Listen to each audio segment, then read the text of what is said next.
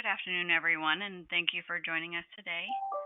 I would like to welcome you to FortneyScott's COVID-19 weekly briefing. These briefings are held every Monday and cover the latest topics and developments with regard to COVID-19 that impact the workplace. This briefing will be recorded. Everyone who registered today will be registered for all future briefings. These weekly briefings will continue as long as circumstances develop with regard to COVID-19. I want to address some preliminary items before we start today's briefing. Currently, all listeners' phones lines are muted, and at any point in time during the presentation, please feel free to submit a question in the GoToWebinar question box or use the Raise Hand feature, which can be found in the GoToWebinar task window. If time permits, the presenters will open the floor up for questions during the presentation. At that time, if you've raised your hand, you will have an opportunity to ask your question. I will unmute your line, and you'll be notified that the line is open to ask your question.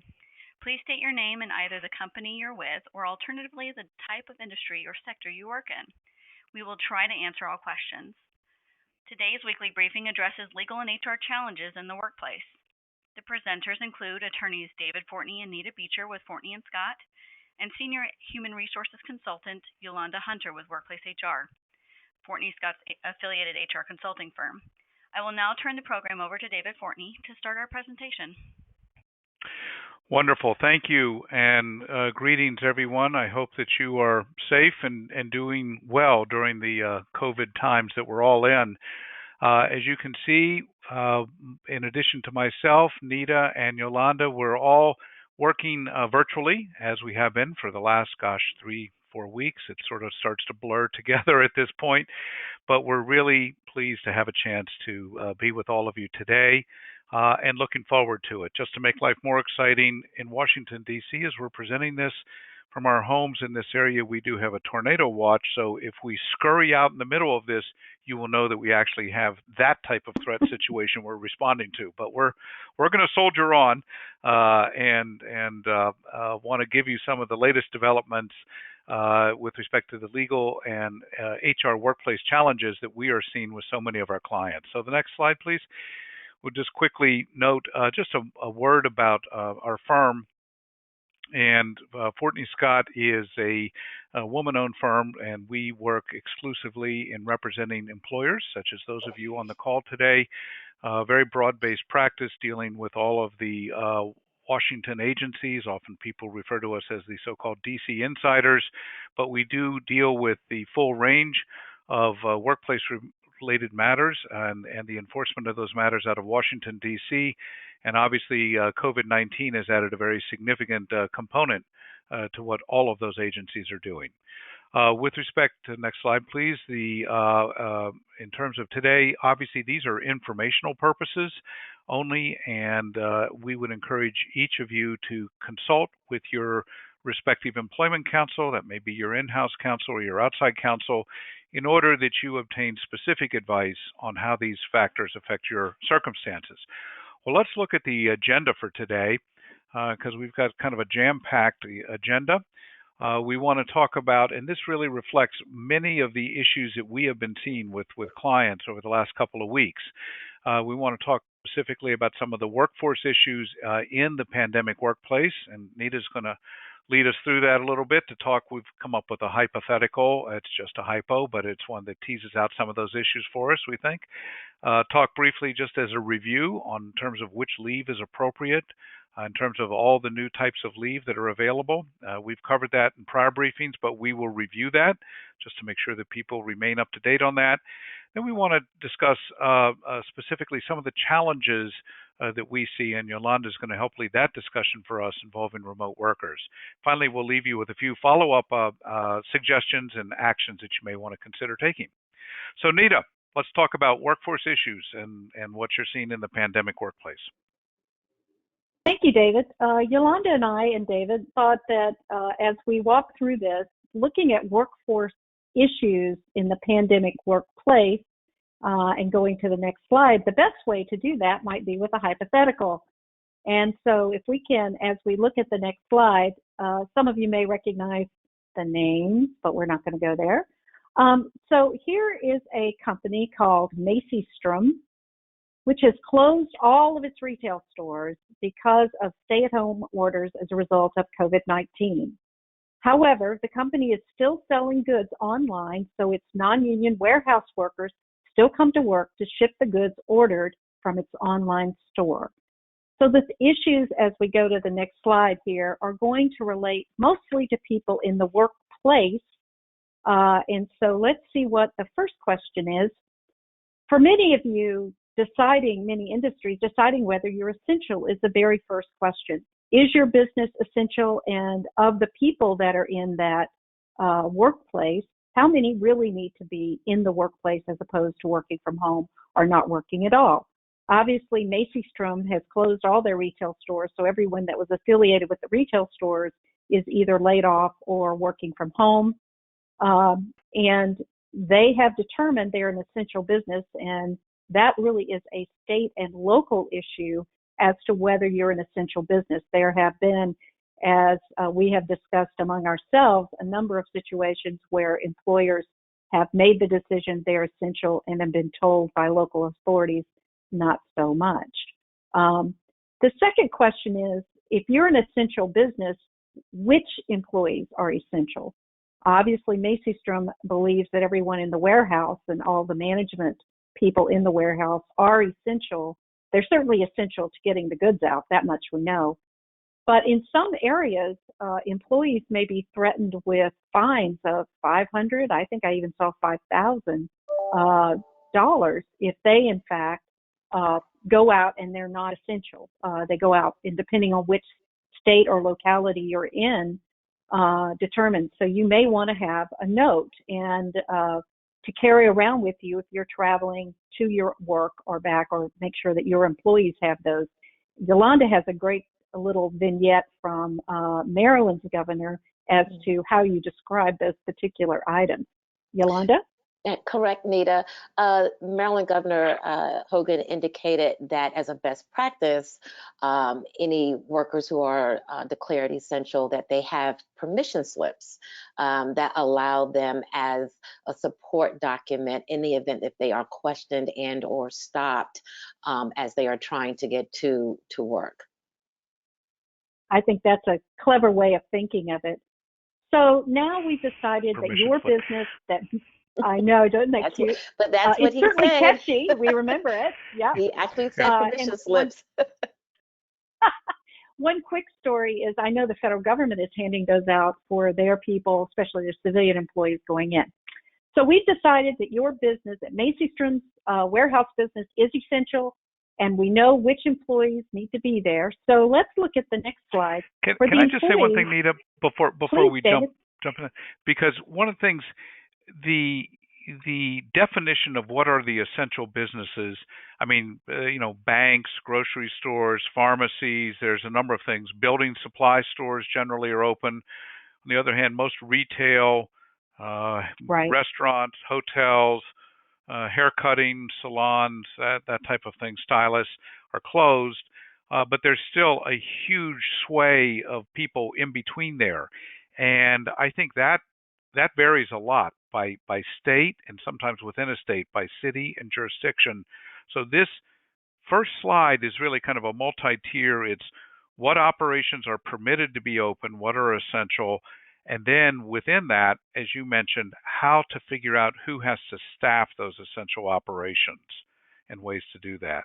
And I think that that's something, there are some businesses that are struggling with that a little bit, including some of our clients are government contractors. I mean, if the government insists that you send certain people into the workplace, is that sufficient? Even if you say, look, we could staff that virtually for you and meet all of your security requirements, et cetera. These are issues that just, I think, as people are sort of powering through, initially, everything was shut down, but now it's more selective. And so I would suggest that there is room to be, in some cases, some of our clients thoughtful on which parts can or cannot be open, and then the corresponding who has to go in and what they have to do. All right. David, before we leave that, we'll just touch on that. I think that's especially important on a subject we're not really going to touch on today, but as we reopen eventually over time, you need to figure out what that sequencing is going to be from most essential, to getting back to something more normal. Correct. So for those employees who are actually in the workplace, and honestly, so Macistrom has got these employees who are in the warehouse who are going to be packaging and shipping goods. What is the company and the employer's obligation to protect these workers in its warehouse? And we're very consciously using the word worker because not everybody there is an employee. Some of them might be contractors, staffing people coming from staffing agencies. So we very consciously used worker. Okay.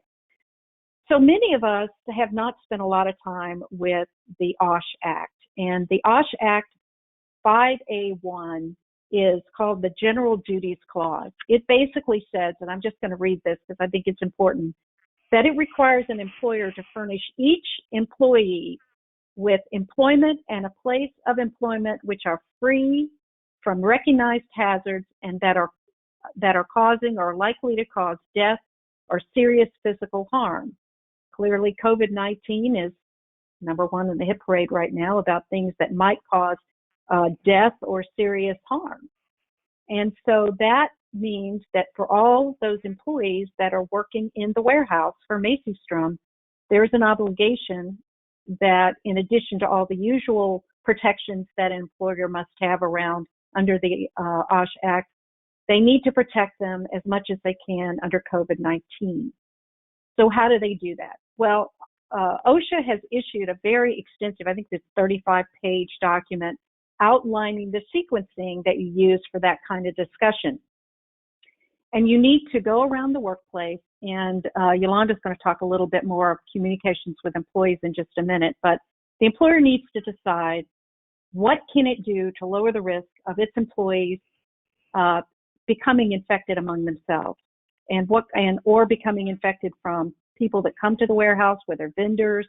In this situation, you're not going to have customers, but simple things like masks and 6 feet of working and so forth. And that risk needs to be assessed. They have a whole assessment issue, very high, medium, lower. And for the risk for each of these employees, the employer is supposed to put in certain protections for those employees. And in addition, they recommend following CDC guidelines, which change on an ongoing basis.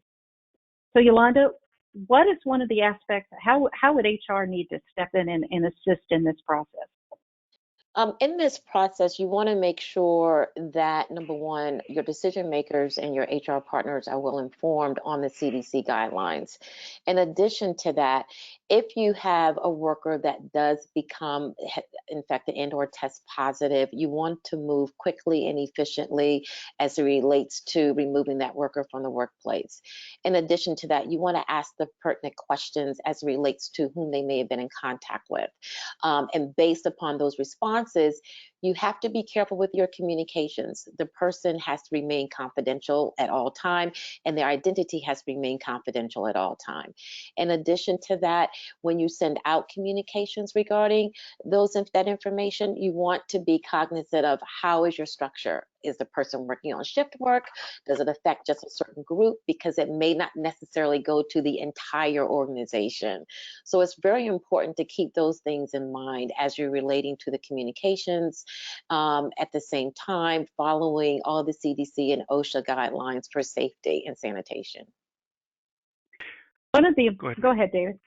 Well, I was going to say a couple of things. Yeah. I'll go. Then you go. All right. One of the things that I think is interesting, OSHA at this point, and it's starting to receive a little heat for this, but OSHA at this point has been primarily in a mode of kind of counseling, advising, encouraging, as opposed to enforcing and citing, issuing citations. Generally, there have been very few COVID-related citations issued, and that's become a friction point that many employee representatives are saying that OSHA is not robust enough in coming in and managing these workplaces. There was published reports about a major meatpacking plant that had a source of infection and whether they should be cited. And one of the challenges is when someone who is in the workplace is diagnosed with COVID-19 is determining whether the person contracted the virus from the workplace or somewhere outside, and because of the lagging indication. So this is something I think we're going to see. I think that this OSHA point, which today is more of sort of guidelines and advisories, and it's a softer touch, I think the Labor Department is going to become a more traditional enforcement agency as we start moving forward, and employers would be very well versed to take the lead from what was suggested here, being knowledgeable about what these requirements are and being able to demonstrate good faith compliance with those requirements. David, I wanted to ask you, on Friday, there was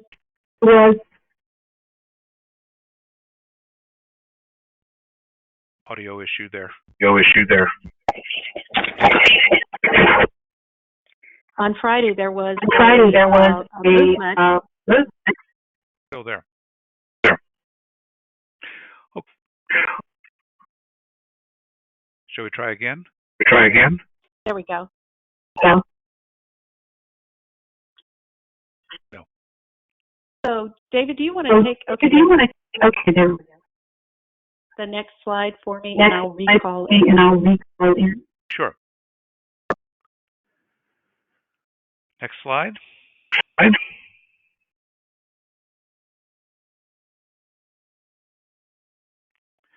So, with the next slide. Thank you. Creating infectious disease preparedness and response plan. We're still having a little bit of an audio. Not clear as to why that is.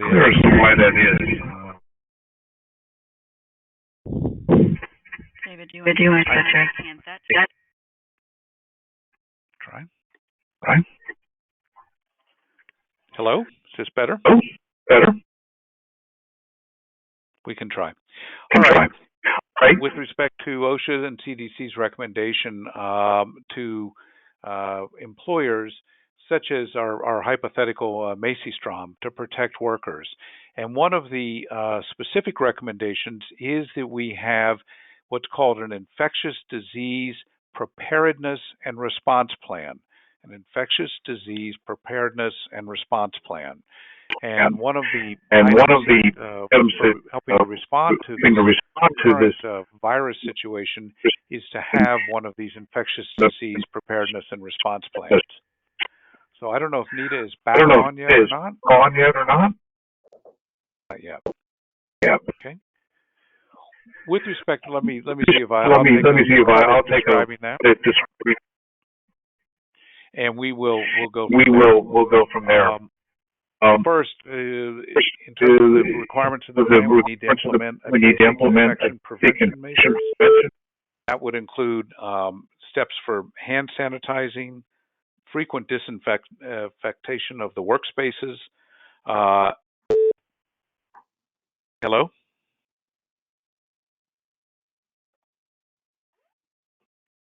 Can you hear me? I can hear you, David. Go for it.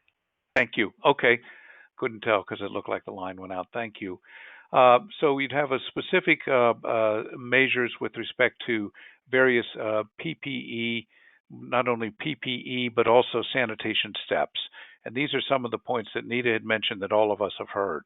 And then it also drills down into what specifically is done when a worker becomes ill. One of the items, and I think we all know about removing the worker promptly, appropriate notification of others. In some instances, depending on the state's healthcare, state health plans, there's also a notification requirement of state authorities. Nita, are you back on? I am back on, and I apologize. I don't know what happened. David, I wanted to mention, and I think you may have already touched on it, is the requirement that on Friday OSHA pointed out that they are not going to require employers that aren't healthcare, EMTs, that type of thing, to determine whether someone in the workplace actually that's where they caught it. I think that's a big thing for employers right now, not to have to figure out where the employee got the disease. once it's actually determined. And I didn't know if you thought that, based on your earlier conversation about pushback against OSHA for not being enforcement oriented, whether that might be a problem for them as well. Sure, and I think it's beginning, and this there's just a lot of push-pull on how to resolve these issues. I mean, the employers are clearly under the obligation to provide a safe workplace. As we've talked about, this provides the specifics for it. But the enforcement, not to mention things like recording a workplace injury, this type of thing, or these recordable injuries. I mean, there's a whole host of OSHA issues that start to cascade. I think the institutional response from most people is to generally not kind of over OSHA this, if you will, to make up a term, but to really focus on complying with the basic components of how work should be structured and PPE components. Yolanda? Exactly. And when you look at that, there's two parts to this. When on the slide, you see information about developing the infectious disease preparedness plan, which is a component of your crisis management plan. So, and that comes in two folds. With your crisis management plan, there's a focus upon assessing your risk, determining the impact, identifying the contingencies, whereas your infectious disease plan is focusing upon the workplace safety precautions, as we're talking about now, any travel restrictions, mandatory reporting requirements for the employees reporting to their employers, and any type of worker quarantine, isolation requirements, and facility shutdowns. So all of those things have to be developed hand in hand and go in tandem with state and local health requirements as well. Super. Are we ready to move on to the next one, Yes. assessing wellness of workers? So the next slide is one where we're going to talk about an issue that actually is quite interesting coming out of the EEOC. So Macistrom is very concerned about people getting sick, so they want to take their workers' temperature and ask specific questions about COVID-19 symptoms prior to letting them into the workplace. Obviously, they're concerned about liability here. So in response to that, I guess it was a week ago Friday, EEOC posted a webinar they did online, and you can see it on YouTube. You can go to it both through the FortneyScott webinar, or our website will have it, as well as you can go to EEOC. They agreed, normally under the Americans with Disabilities Act, this would not be allowed to actually have employers take temperatures and ask about medical symptoms. But in this pandemic, right now, they're going to allow it, including as we continually learn more about symptoms such as loss of taste and smell. Those are things that can be asked. But Yolanda, there's still some issues for employers around ADA. What are some of the things that HR people need to keep in mind? Keep in mind of what you can and cannot ask. Again, as Nita just indicated, there are some exceptions that are built around the COVID-19 symptoms, and so you can ask those related questions. But again, keep in mind as to what questions you can and cannot ask as relates to ADA and a person's ability to work, especially dealing with your essential workers. Well, and the confidentiality is a huge issue, even though, and we'll talk a little bit more about that when you get on our next slide, but remember that ADA still requires that you keep those individual confidential, and I think, Yolanda, that's something HR people have to keep in mind, and managers, as the employees come in, need to protect the employee's identity as they ask these questions and take their temperature, especially if they get a positive reaction, positive. Exactly. And in addition, Nita, if I can add to that, when they're asking these questions, try, if at all possible, to have the person in a remote place that's maybe separated out. So that way that person can feel comfortable answering the questions. Because again, confidentiality, preserving and protecting their ID is extremely important. One last thing I wanted to mention before we go on to the next slide is the fact that you still have an obligation to provide reasonable accommodation to employees, even in these times. And I know many employers are already putting up plastic screens between employees and their customers, and they're also providing masks and having people work 6 feet apart. But that's especially going to be true in situations where you might have someone who already has a compromised immune system, but who's still coming to work. You might have additional requirements, and that's still in place today. So that leads us, I believe, into our next slide, where we have a situation which unfortunately a lot of people are turning to, where they actually have someone in the workplace who has COVID-19 symptoms. So an employee comes up at the beginning of work and says, I've been here all day. I'm starting to feel like I don't feel very well. I've got the symptoms. So Yolanda, I think this is a good place to talk about some of the steps that employers need to take once someone in the workplace actually has apparent symptoms. Thank you, Nita. I think it's important, number one, to have an established set of protocols. You want to be able to have a step 1, 2, 3 as to what you're following so that there's no deviation. In addition to that, again, once a worker indicates that they have symptoms or they've tested positive, it is important to respond efficiently, quickly, and again, keeping the person's ID confidential. Move them to a place that's pretty much isolated or separated from everyone else, ask them the pertinent questions about exposure to other workers, and then immediately have them leave the workplace and self-isolate, consult with their doctors, and at the same time, keep in touch with them, checking with them on a regular basis. Again, I'll go back to what I stated earlier. Based upon the structure of your organization, if they're doing shift work and they've been exposed to the morning shift, then it's to have a conversation, a communication with that shift. Again, keeping the person's ID confidential. So you can simply say someone in the workplace has identified or tested positive with COVID-19 and has identified being in contact with you. We're going to ask you to take the necessary precautions to go home and self-isolate, keep and monitor your symptoms, and according to the CDC guidelines. Make sure your managers and or the individuals who are a part of these decision-making processes and setting up these protocols are trained in how to respond in these instances. You know, one thing that I thought was interesting is the CDC has said, previously we had looked at the idea that as soon as other people may have been exposed, you put them out for 14 days. CDC says for essential workers, that's not necessary. I think each individual employer is going to have to make a decision. Take the person's temperature and see if they have symptoms, but, that's going to be an individual decision for employers. One last thing before we go to our last hypothetical situation. Remember, EEOC is also very concerned about people being discriminated, harassed, or retaliated against. Let's assume this individual starts getting calls from other people at work. They start threatening the person for being sick. Or you have individuals in the workplace who appear to be Chinese. EEOC is keeping very close tabs on that, and you need to remind everyone in the workplace, do not discriminate, do not retaliate, do not harass these people. It's the law. Do not do it. David, any thoughts?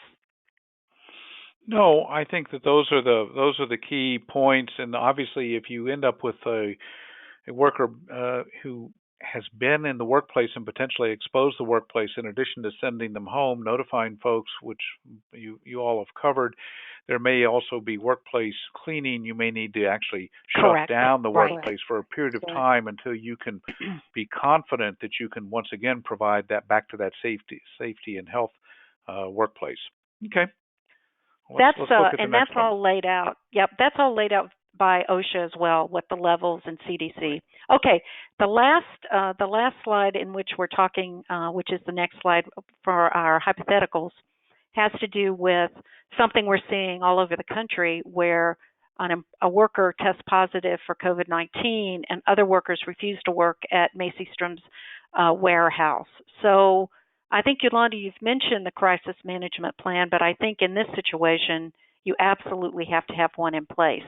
Absolutely. Agree, over 110%. And if you don't have one in place, now is the time to start putting one in place. And remember that, as it's indicated in our slide, a component of that is the Infectious Disease Preparedness and Response Plan, which definitely provides a lot of precautions for the workplace safety, as well as, again, worker and employer responses and how they respond to each other. And part of the reason for these plans, and I speak both as an attorney who's done this as well as having a husband who's in public relations who's done this, is you want to make sure that you get in front of it, that you have the communication strategy to communicate not only with your employees, but also with the public in general, who everyone's very afraid at this point, and with the press, any of the media that's looking at this. And believe me, they are looking at it from the articles at least we see every day. You also, by that, make it easy for your managers to understand what their obligations under the OSHA Act and the National Labor Relations Act are. As David said when we were talking about this earlier, you do not want the first thing to be your plant supervisor fires somebody or your plant warehouse fires the person who's leading a complaint. Exactly. Perfect. Because you want to make sure you meet all your obligations and that your managers are trained in how they should respond. And this will need to be done fairly quickly. And so this is kind of a whole new area for lots of companies that have never had to deal with it. And it's very important that they understand how that explanation is going to be. So Great. David, I don't know if we have time at this point, but let's go to the next slide. Do we have a minute for a couple of questions? Yeah, we can check on that while the next slide's coming up. I mean, this really goes to, and it was alluded to on the last slide about the National Labor Relations Act, that even if your workforce is non-union, and the majority of folks on this call, your workers are not organized, nonetheless, the National Labor Relations Act, common interest, joint interest, allows workers, and it gives them protections if they engage in what's called concerted activity, which could mean a work stoppage or a refusal to work out of fear of imminent safety or health concerns. And we are beginning to see some examples of that at some grocery stores, at some retail establishments, some food processing plants, where workers collectively are saying, I don't want to go in there. I refuse to go in there. And then you have all the other issues that come into that, in addition to the traditional labor issue. Okay, it looks like at this point we still do not have any questions. Reminder, if people do have questions, there's a mechanism there to basically raise your hand and to respond to them, and we will try to respond to them best we can. And we can do so either by you typing them in, or if you indicate you want to ask, we will pause and open the phone lines so the participants can ask questions as they come up. But I think this point in terms of, workers are fighting back. Workers are individually and to some degree collectively. And that presents a challenge because the old school, if you will, method of just discipline them, if they don't come in, fire them, I don't think that under the circumstances that is at all the right approach. And I think that the core response, the better response, is being able to point to both the OSHA and the CDC guidelines and demonstrate how you have 100% complied with every recommended protocol, that there is a safe workplace, that you have taken all reasonable steps, and to share with people what you're doing and how you're doing it. But these issues, I think, are going to continue to escalate. We're seeing the beginning signs of those. David, I think that's really interesting because we've seen some national companies really kind of take a hit for doing some things, reacting negatively toward their employees. And I've seen some local here in St. Louis individuals who've done a very good job of communicating, explaining what's going on, and they are getting a very good response. So I think now we'd like to turn to updating everybody on which leave is appropriate, which I think begins the next slide. And Mr. Fortney, sure. I think you're up for this one. Sure. I'll be happy to. So just briefly, and we'll just jump into the next slide. On this is a bit of a refresh. We're just going to spend a few minutes this week on it, but just to kind of review kind of what is in our toolbox, what leaves are available. Obviously, all employers, as a practical matter, do have a variety of paid leaves that are there. We have the new leaves that have been added, both in terms of paid sick leave as well as the expanded FMLA. Those last two, the paid sick and the expanded FMLA, are for employers with fewer than 500. Note that the smallest employers with under 50, they may emphasis on may qualify to be exempt from those requirements. But generally, at this point, the world's divided into those that have to provide under federal law the expanded paid both family and sick leave, and those that don't. Let's go to the next slide just briefly to refresh on what leave is available. And you can have this as a reference point. When we first actually talked about this a couple of weeks ago, we didn't have the regulations. The regulations have come in. They're about, not even 2 weeks old at this point, but the regulatory sites are there for you. Everyone is familiar on this call, I'm sure, with I'll call it basic FMLA, 12 weeks of unpaid leave. So what the new laws have done, they've added layers onto that. Expanded FMLA, the first 10 days are unpaid, and we'll get into that because that dovetails with the paid sick leave. And then the remaining time is paid, and the regulatory site is there for you at the requisite levels. With respect to paid sick leave, this is a brand new component that did not exist prior to the emergency legislation that's being implemented now, and that envisions up to 2 weeks, 10 days. So this expands to the expanded FMLA and picks up that first 2 weeks. And in terms of which employees, full-time employees up to 80 hours, part-time employees are given the benefit on a prorated basis over 2 weeks. Again, the regs are there for you to look at, and it provides a specific formula for prorating. Let's go to the next slide, because the reasons for taking the leave are important, and we have a slide that summarizes them. And this is really more of a takeaway for you. Again, think about, and I think the easiest way, the way I always remember this is, I start with traditional FMLA that all of us have been living with for a number of years now. Birth or adoption of a child, care for a family member with a serious health condition, or the serious health condition of the employee. Now the expanded FMLA. The employee is unable to work or telework because of the need to care for a child, and there's some requirements on that as to when the child care, or because the employee, him herself also is sick and cannot work.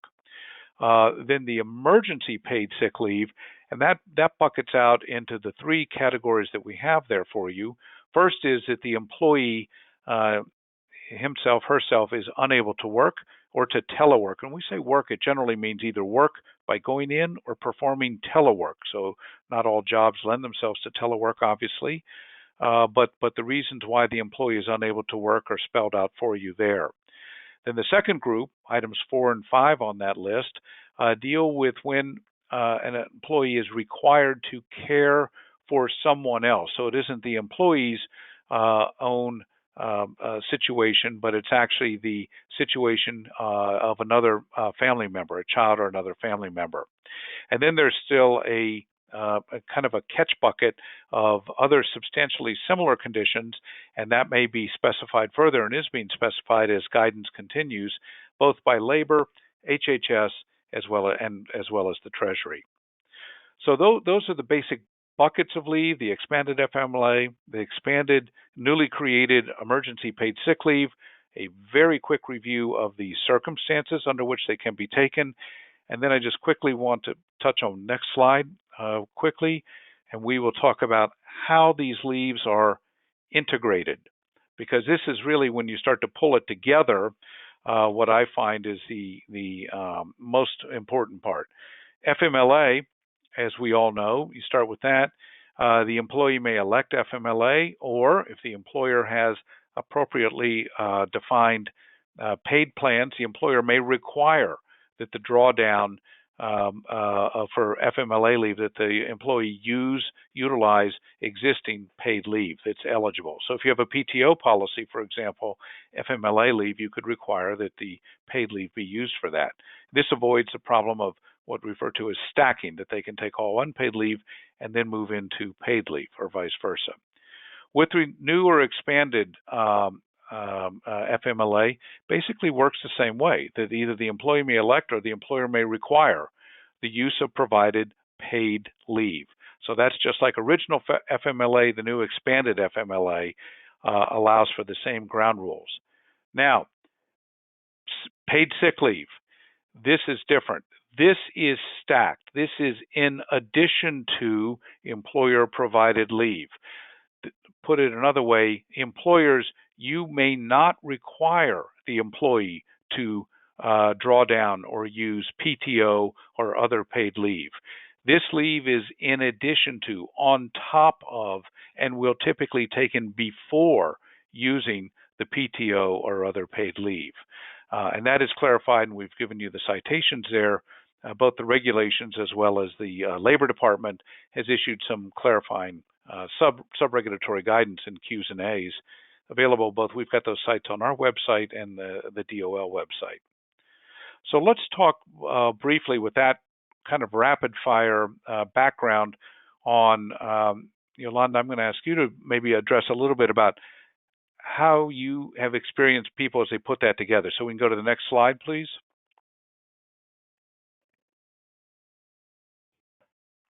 So with regards to putting this together, it's important that organizations, as by size, these regs are applicable to, is to make sure you may need to modify your current PTO policies as applicable. You want to make sure that you have all of the correct information out to your workers, communicated very clearly. You also want to ensure that you have the right postings up. Those postings are available. You also want to make sure that you have the right forms in place, as there is the expanded FMLE form, and then there's also the emergency paid sick leave form. So you want to make sure that you have those forms in place. You're well versed with the content of those forms, and you also know the required documentation that workers have to submit when completing them. In addition, communicate this information out to your workers. Train them on it, have a virtual session on it, let them know what is available to them. It's extremely important so they will know how they can use their leave as it is applicable. And there's one other thing that we do want to keep in mind is that both you need to check your state and local laws. For Yolanda, you're in Maryland. They have a paid sick leave law. Right. And right now, so far, both San Jose and San Francisco have put in paid leave specifically for COVID-19. So that's out there. David, there is a question that came up that I didn't know might be something you can answer among from the audience. Can employees of an essential employer who resigns because they have someone compromised at home get unemployment? Okay.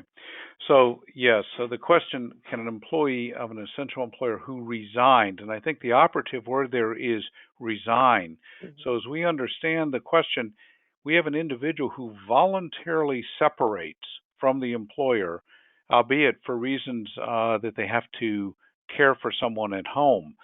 I'm not sure that a inability to work, if work is available, I think that the structure would be that you would work through your employer to indicate this is what my needs are at home. I'm unable to work except for under these limited circumstances.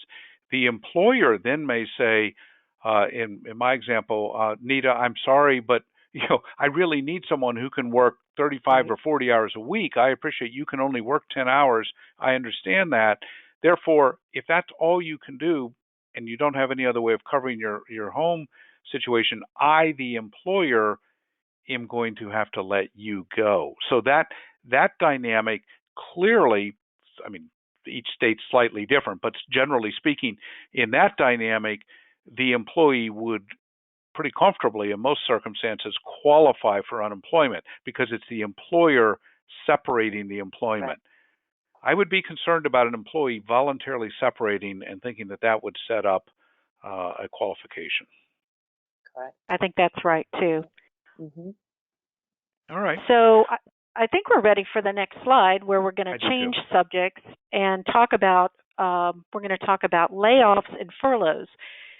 I know there have been a lot of questions, and Yolanda and David, please jump in. But initially, when this first occurred and we started getting shutdowns, a lot of people were furloughed because they didn't really know what was going on. in light of the CARES Act, which we talked about last week and which can be found on our website if you want to listen to it, increasing number of employees are being laid off. We now have 17 million new 17 million new workers getting unemployment in the last, I believe, 3 weeks. So what's happening is people seem to be moving from furloughs, but if they were furloughed, to a large extent, they were able to keep their employer health care. And if their hours were reduced, they were probably, depending on the state, eligible for unemployment payments. Correct. Now that they're being laid off, they are not going to have access to employer health care except through COBRA, which I can testify to is extremely expensive. And so, but they will be eligible for the expanded unemployment payments of $600 a week, assuming that they are laid off because of the COVID-19. But there are a couple of other things I just wanted to mention. One, initially when we first had the situation with the COVID-19, I think many people, many lawyers felt that the federal WARN notice probably wasn't necessary because it met one of the exemptions, the unforeseen business circumstances, so that you didn't have to give 60 days notice. But I think, David, as we move farther and farther away from early March, and people, if they aren't starting to give notice now, if they have over 100 or more employees and are laying off large numbers of the employees at their site or closing down their site, they need to look very carefully and decide whether or not they need to give notice now. There are many states who have what we call mini warns as well, so they need to check their states. Correct. Finally, go ahead, David. No, I was just going to say that in the mini, M-I-N-I, not M-A-N-Y, M-I-N-I, mini warns, they are, that initially, when the COVID crisis initially hit, the unanticipated concept of it, I think, allowed those initial layoffs that may have occurred to fall within the exception. But I think the point, and I think we're kind of at the hinge where that's beginning to change now. It is clear from all the information that's available and the duration of this that as you start looking at and making workforce projections, the concept of facing layoffs is one that you can reasonably anticipate and foresee, and therefore these WARN obligations do definitely kick in. And I think that anyone with a large workforce that has been hanging on but is thinking about future reductions, this belongs on the list of issues to look at carefully, state and local, too. One last item before we turn to issues around remote workers I wanted to mention is we are also seeing large corporations laying off percentages, maybe not the whole workforce, but they're looking at laying off some percentage of their workforce. And don't forget adverse impact, which Yolanda mentioned early. And also, if you're giving them packages, make sure you are covered by the Older Worker Benefit Protection Act as part of whatever release.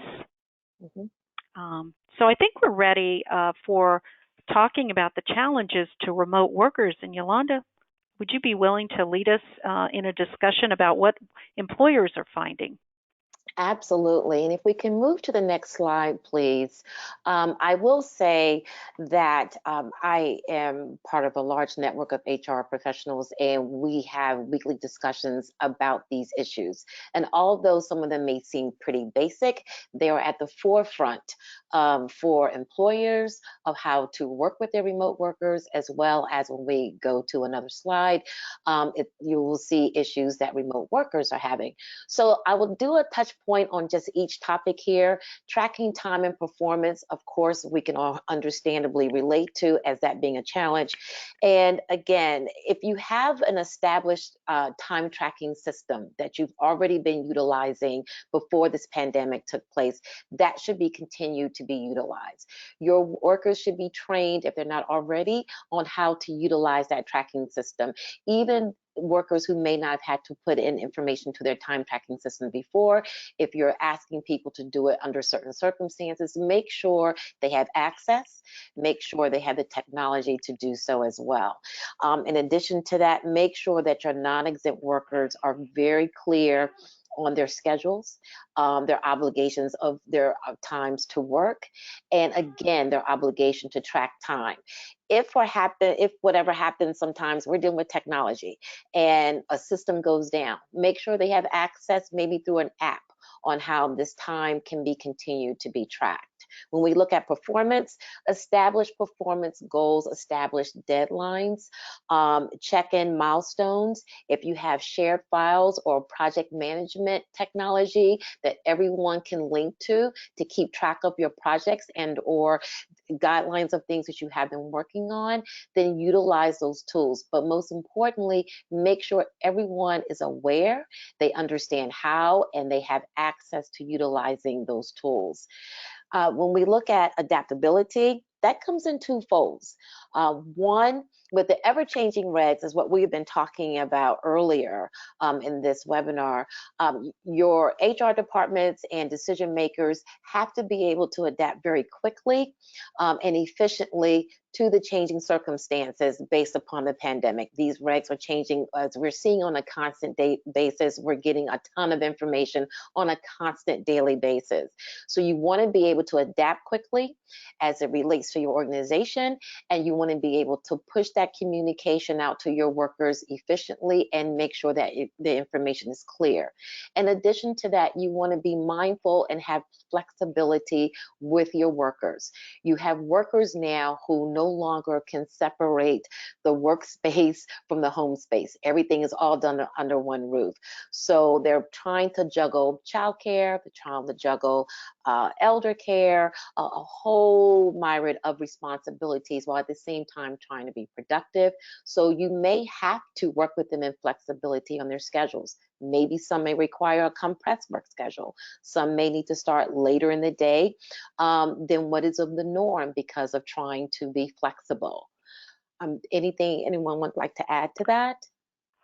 Well, I was going to mention something that David reminded, and we always need to remember, is not just non-exempt employees, but if an exempt employee works at all during a week, then they're paid for the whole week unless they have paid time off, which I think many people will have used all their paid time off at this point.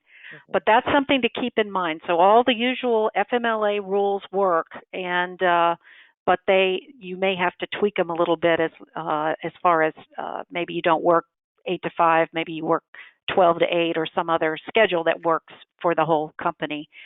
I just wanted to mention before, Yolanda, you go on to the training, is data security is a huge issue. I know we're already seeing people, we're having these wonderful Zoom meetings and people are Zoom bombing, they call it, with, pornography and a bunch of other horrible stuff. But it's, that's something you need to work very closely with your IT people, because everybody has different levels of internet protection at home. Are you going to allow them to use their home computers, or are you going to give them work computers, and so forth and so on?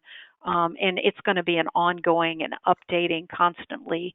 I know that we're trying out new types of secured systems all the time.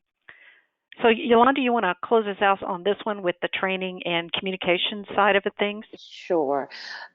With the training for managers, because of the pandemic, the workforce has been thrusted into what we're calling now the new norm of remote workforce without any transition period. So with that, you have managers who are supervising their teams for the very first time in a remote capability. And for some, that's a huge challenge. So it is really important now to work with them, check in with them regularly. It's now a time to even do virtual conferences on online tools and tips on how to work with your teams and how to work with them effectively.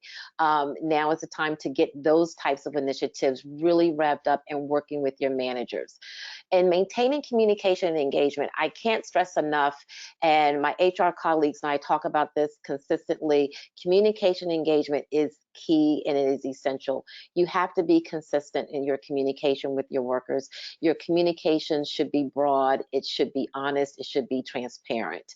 You don't want to overpromise and or over-deliver, because everything is changing, organizations are changing based upon these external situations with the pandemic.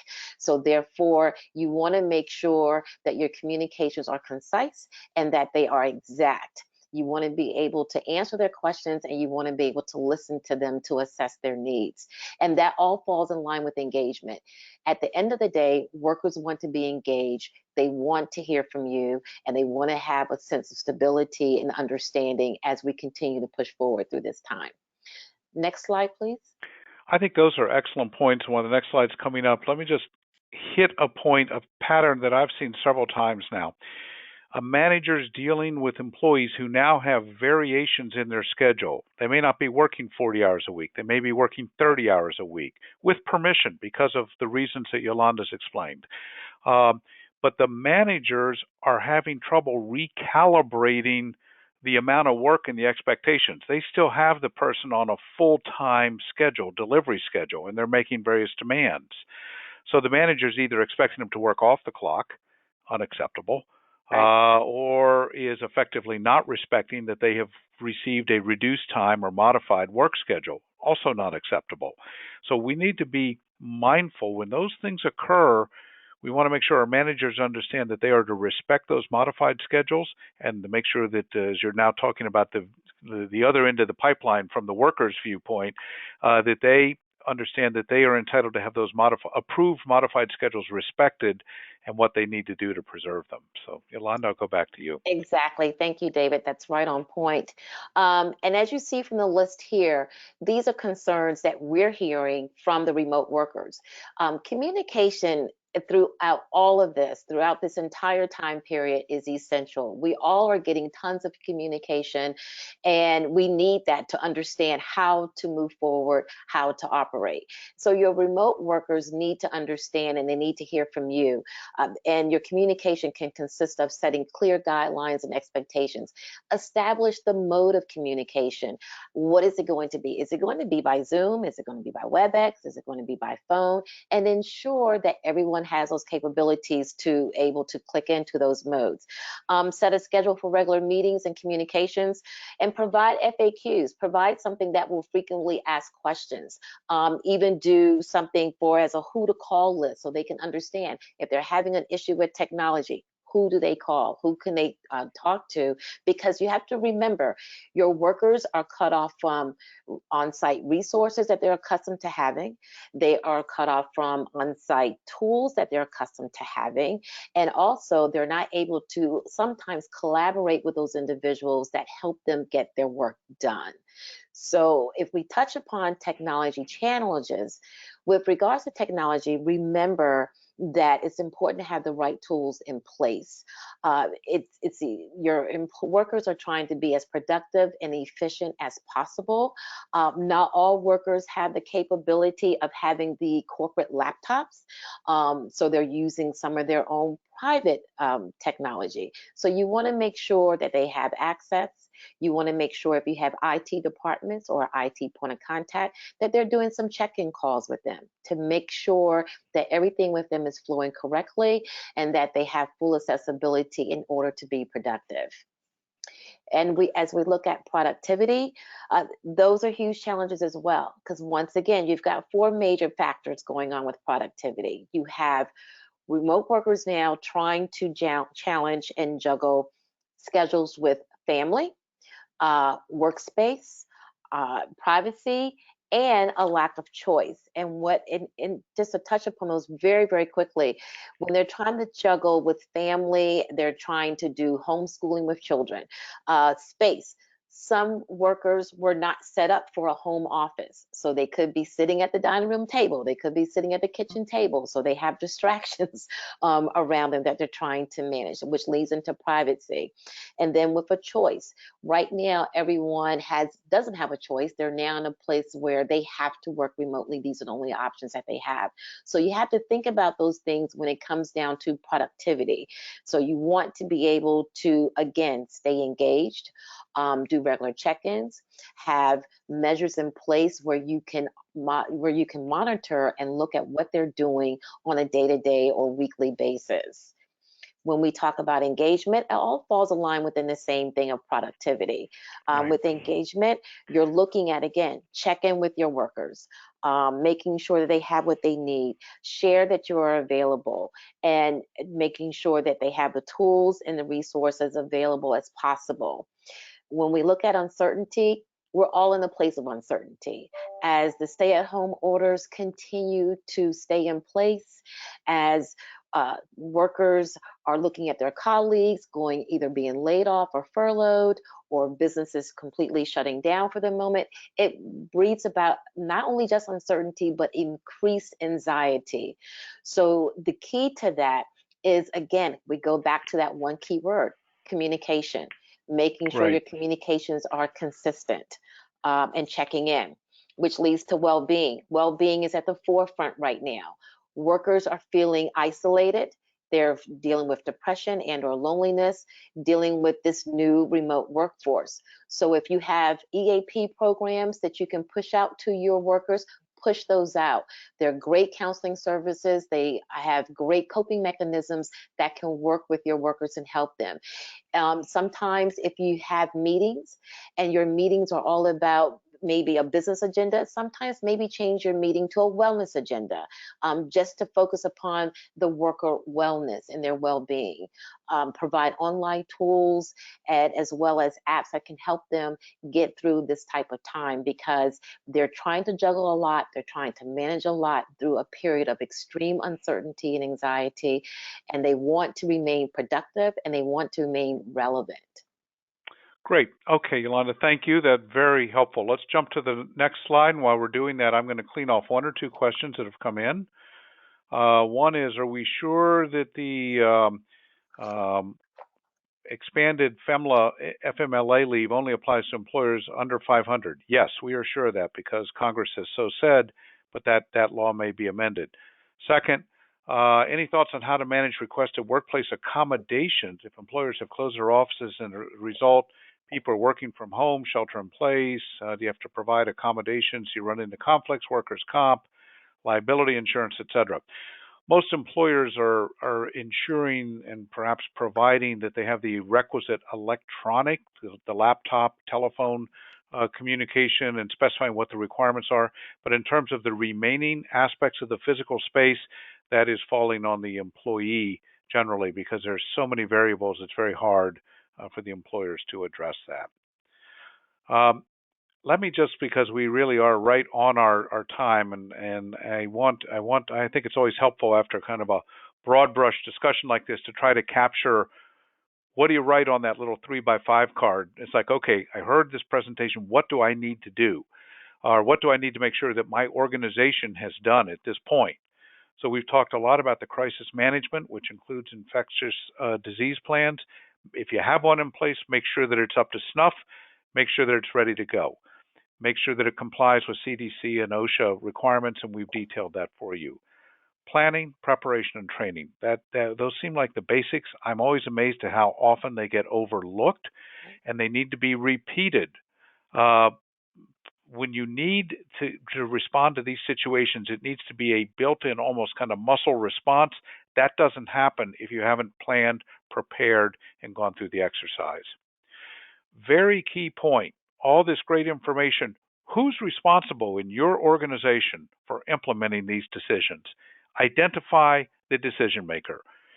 Almost always that is going to be within the human resources and or operations team, but there needs to be one person specifically who is going to be ultimately accountable. Doesn't mean it's the same person that does it all, but someone has to make sure that all of these items we're talking about are completed and being looked after in an ongoing manner. And finally, speaking of ongoing monitoring, CDC, OSHA, as well as other federal, state, local guidances, something that we do in our practices literally multiple times a day. As recently as Friday, the U.S. Department of Labor issued additional guidance. Nita mentioned the new guidance that came out the end of the week in California, San Francisco, and San Jose. So this is and will continue to be very robust, and you need to, as developments warrant, you go back and revise and update your plans, training. So this is a very ongoing living effort that keeps going. So with that, I'm going to ask Nita and then Yolanda, while we just show the next slide, please, to give us, well, actually, next slide after that. Anita, give us a closing thought, and then Yolanda, I'll go to you. Okay. Quickly, just want to say, make sure that I think the real key here is to think through what might happen, be prepared, and be nimble, and make sure that you are thinking through how you're going to handle new situations and do them in compliance with all the federal, state, and local regulations. Yolanda? I will just say that everything that we talked about today is not only relevant for the current, but as we begin to return to the workforce, those things will also still remain relevant. Be consistent in your communications and measured, and have empathy for your workers. Terrific. Great advice. Well, listen, we hope to see everyone next week. The weekly briefing, we're going to touch on the federal agencies, and we're going to detail how the changes that have occurred, and the number of changes at the various federal agencies, how they're operating during the pandemic, what guidances they've issued relating to the pandemic, and a number of new requirements. So we want to review that. And then we're going to spend about half the time also going and reviewing a lot of the most frequently asked questions that we're receiving to share those with our audience at large, and would encourage any of you that have questions that you would like us to address, please provide them to us in advance at info@FortneyScott.com, and we'll do our level best to continue working with you on these matters. So I want to thank both Yolanda and Nita. Thank you very much. Another great briefing, and I really appreciate it. We appreciate everyone coming today to join us. Absolutely. Thank you. Thank you. Thank you. And with that, we'll say goodbye. We'd like to thank you for joining us today. As a reminder, you may view the previous weekly briefings on our website at www.FortneyScott.com. Please join our next weekly briefing on Monday, April 20th. As David has kind of provided an overview, it will be about the operational changes and key developments during the pandemic by the federal agencies, and we'll be also discussing the latest frequently asked questions. So be on the lookout for additional updates, which we'll be sending by email. All registrants from today have been registered for future weekly briefings. If you have any questions that you would like to have addressed during the next weekly briefing, please submit via email to info@FortneyScott.com. Thank you, and we hope to see you next week. Thank you. Everyone. Thank you. Be safe. Bye now.